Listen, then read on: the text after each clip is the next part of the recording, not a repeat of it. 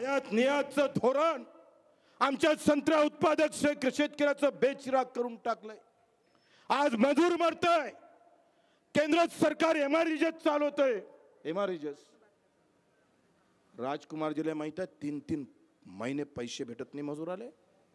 अरे आमदाराचा पगार वेळेवर होतोय, खासदाराचा पगार वेळेवर होतोय, कलेक्टरचा पगार वेळेवर होतोय आणि मजुराचा पगार 3 महिन्यानंतर। कोण बोलायला तयार आहे?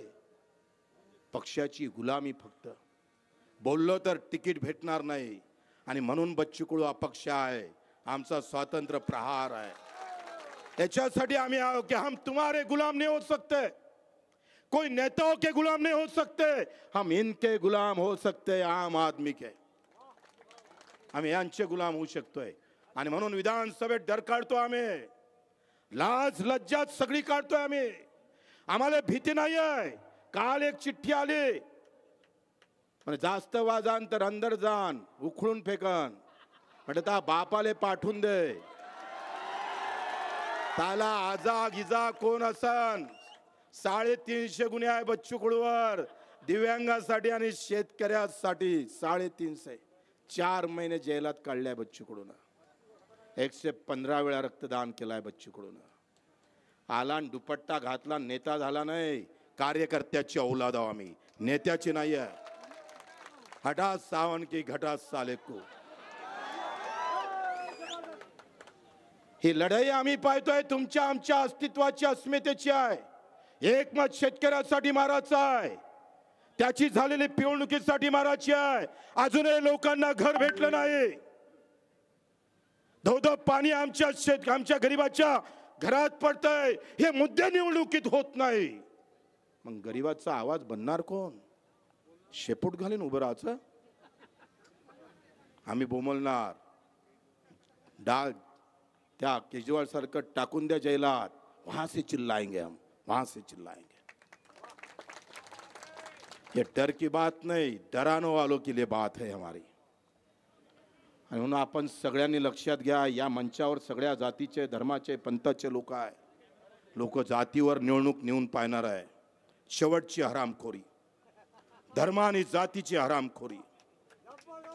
प्रत्येकाला आपापला धर्म प्रिय आहे, त्यांनी आपापला धर्म अधिक प्रिय अधिक अभिमानाने बाळगावा, पण कोणाच्या धर्मावर निंदा करता कामा नये।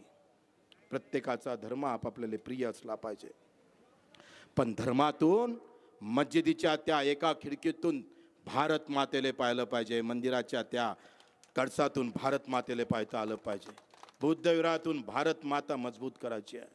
भारत माता म्हणजे झेंडा अंगावर घेऊन नाही, जे जे काही वंचित असन, दलित असन, पिछडा असन, माझ्या गाव खेड्यातला मजूर असेल, शेतकरी असेल, कष्ट करणारा असेल, त्याच्यासाठी ही लढाई आहे, लक्षात घ्या, त्याच्यासाठी लढाई आहे। निवडणुकीत हे मुद्दे संपले, तो पयाला हा आला एवढंच टीव्हीवर दाखवतं आणि मग हे मुद्दे जिवंत राहिले पाहिजे म्हणून प्रहार आहे, सामान्य माणसाचे मुद्दे।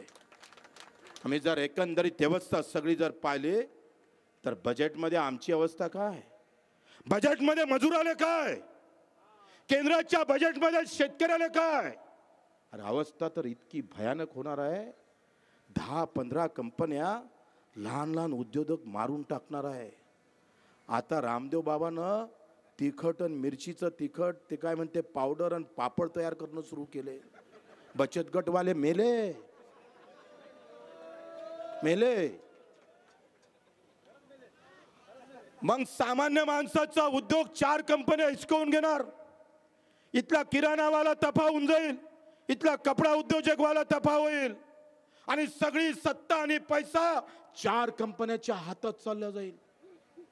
4000 कोटीच्या वरते माफ केले कंपनीला कर्ज आणि आमच्या लहान लहान कर्ज फायनान्स वाले छातीवर येते, भाऊ दे दे भैया नहीं तो नीलाम करूंगा तेरा घर। काय अवस्था आहे।